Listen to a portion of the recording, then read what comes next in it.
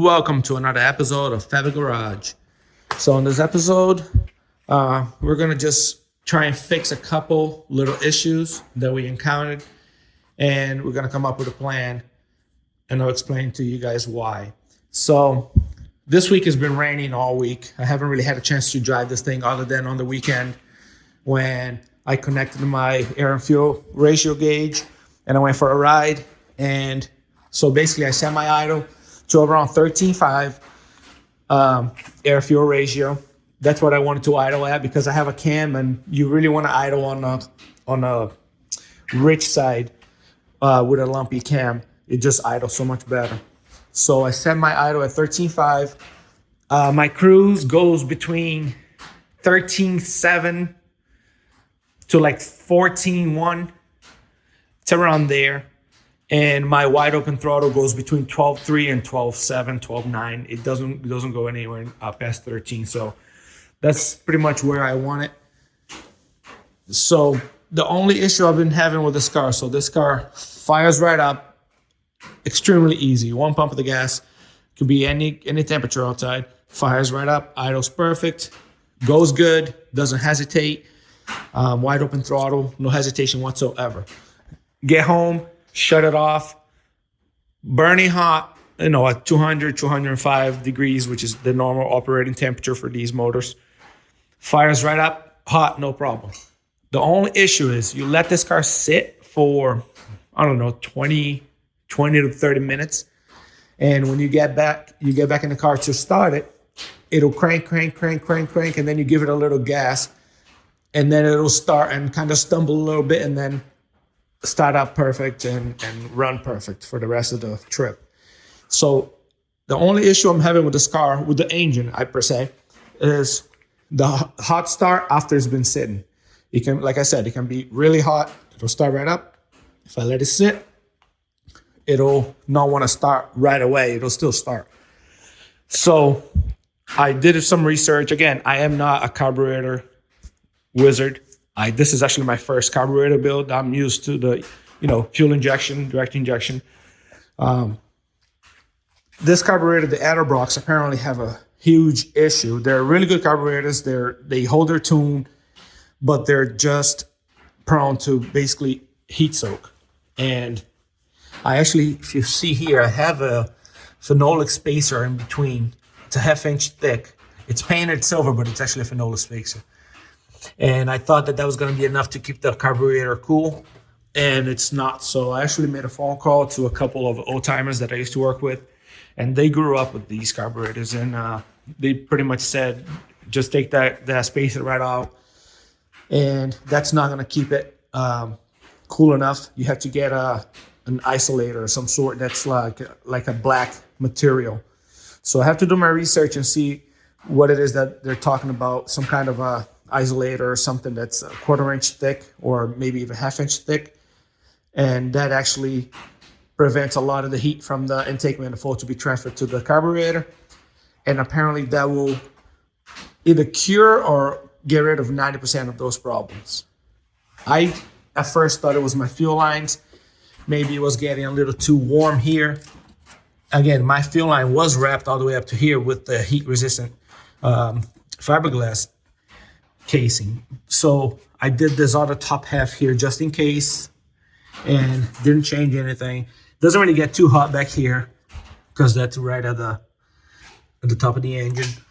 So my next step was to buy some casing and wrap this line coming from the regulator to the carb, wrap this with the same style casing, just in case this was getting hot.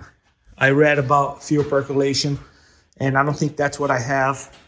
Maybe, I don't know, but I think the carburetor is just getting so hot, and when the car is off, believe it or not, the temperature under the hood gets pretty hot after you shut your car off. And I think what's happening is the fuel inside the carburetor is just basically evaporating, leaking through the seat, and basically kind of flooding the engine in a way. And then when you go to start, it's just way too rich, and it just kind of chokes. And then after you give it a little gas, it'll clear up. So gonna do my research, see what I can do. If any of you guys that are watching, if you're a carburetor, if you have experience with carburetors, drop a comment. I have no problem taking advice from people that know more than I do. And I'll have to figure it out. But that spacer apparently has to go. I was told just now on the phone that they're more for giving you a spacer and not really heat transfer prevention. So I'm gonna leave that on there until I figure out what I have to buy, and then we'll go from there. But other than that, this thing fires right up, runs like a dream. The air fuel ratios are pretty much where I want them. So another thing I did too, I took out this handle for the top, took out the 2 screws, and I pretty much punched a hole in the strap, slid the strap underneath it, and then put the screw back. And on this end here is open, so you can put your hand in it. And it makes it really nice because if you're a Miata owner, let me close the stop here. If you're a Miata owner and you have to close the top by yourself quick, like if it starts raining and you're driving, it's actually a lot harder to grab this handle, folding your arm back than you think. So I added a strap here. The strap just lays down there, and it makes it nice and easy for me to grab it and pull, and I can close this a lot quicker and easier. And then I also replaced these latches here because these will wear out, where this right here should be locked until you press this button, and then it should open.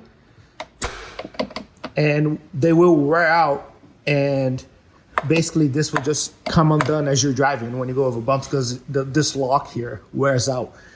So I had these 2 on the shelf, they're nice and shiny still from an old top frame that I had. So I replaced both of mine, and they both are not worn and they both lock. So that should be all set. When you close the top, you're gonna see the strap just kind of dangles here. And it's not really annoying because all you gotta do is tuck it up here and it's out of the way. So you're only really gonna use this when the top is open. So, when you go to open up your top, unlatch, pull this, open up your top. When you close your top, latch, tuck this in. So it's not really anything annoying. And this really helps. You can use you can either take a piece of ratchet strap and make a loop. I don't know if you can buy this specifically for this, but if you put it through the hole, it makes it very strong. So I figured little things like that add a little bit to the car, you know what I mean? So as you can see here, my gauge. I shall turn the key on for you so you can see. It's gonna say heat because it has to heat up before it reads, which a lot of people don't know.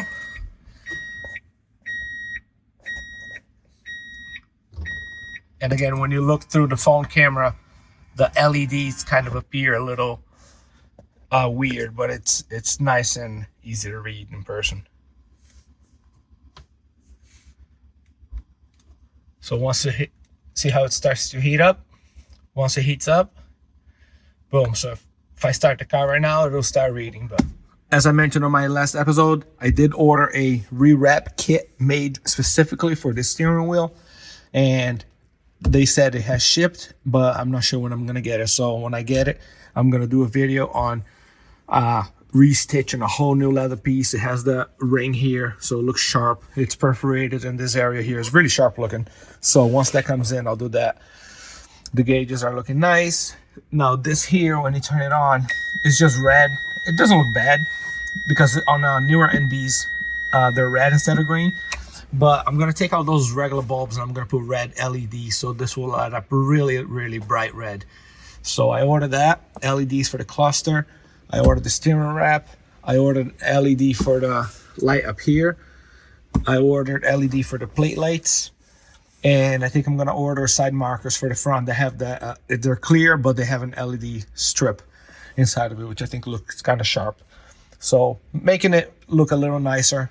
Probably gonna order some paint so I can paint the fender flares white and possibly paint the cowling, the hood cowl, white too. I don't know, I kind of like the black, but I'll probably end up painting it just to make everything look nice.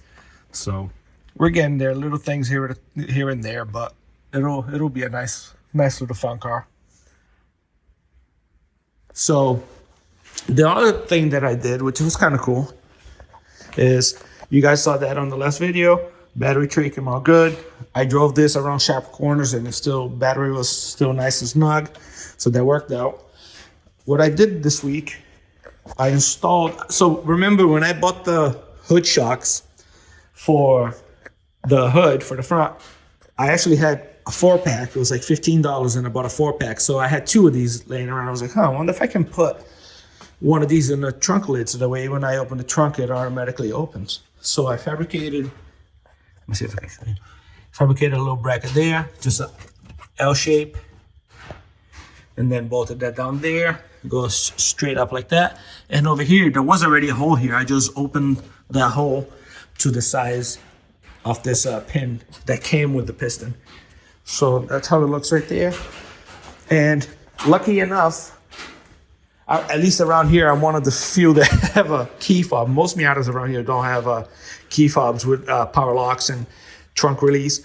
So I'll show you guys. It works pretty good. I have the latch. I had the latch latched so that the lights are not on, draining the battery. So it adds a little more resistance when you're closing it. But other than that, I mean, you hit the remote and it opens right up. So I thought it was pretty cool. Something I already had, didn't really spend any money. And it's kind of cool to have the trunk open automatically on a remote. So that came out pretty cool. Now, the next thing I'm gonna do eventually is trace this out and cut a piece of maybe thin wood and then carpet that piece to make it look a little decent here so I can actually put some stuff over here. But for now, that's gonna stay like that. I do have to figure out a jack situation here. Probably, I don't know if I'm just gonna put a stock jack there. I have to find a place to put a couple of tools, lug wrench and stuff. So in case we have to change the spare. I wasn't gonna keep the spare in here, but then one day if I get a flat, I'm gonna be sorry I didn't have a spare in here because I wanted to save 20 pounds of weight, you know, in the back. And weight on the back of this thing is actually not a bad thing because I kind of need a little bit of weight in here for a little more traction. But yeah, other than that, I haven't done much this week other than doing the tuning and doing the shock. Again, it's been pretty shitty weather this week. And when it's like pouring out, it'll be extremely loud out here. So, but we're getting there. I'm gonna try and do an alignment. I gotta drive this to work, which is about a 45-minute ride, maybe 40 minutes. And I gotta bring it in and I gotta do a full alignment on it to the specs that I researched that are best. Basically all the V8 swap companies, basically what they recommend you do. So I have that saved on my phone. So when I go to do the alignment, I'll pull out the specs, set it to those specs, and it should be good. Other than that, just gotta figure out that hot start issue and just basically put some miles on this thing and see if I run into any other issues. But as of now, it pretty much starts right up, and I've been driving it as much as I can. But again, with shitty weather, I'm trying not to take it out. So, but yeah, guys, this is pretty much going to be it. It's not going to be a very long episode this week, just because I got to figure out this hot start issue, and I haven't really. We're pretty much almost done with the car, and it's not going to be a lot more installing parts. Hopefully, on the next episodes, it's going to be more of driving it and setting up the camera inside of the car, so you guys can see the the coolant temperature, the air fuel ratios as I'm driving. Do some pulls, and so hopefully you guys can hear the exhaust when I do the pulls and stuff. So hopefully, the next episodes coming will be a lot of driving, which I do want to put some miles on this car, but I really need to figure out that hot start issue. So yeah, guys, I appreciate you guys watching. I appreciate you guys following the project along and throwing advice out there for me. I really appreciate it. And we'll see you guys on the next one.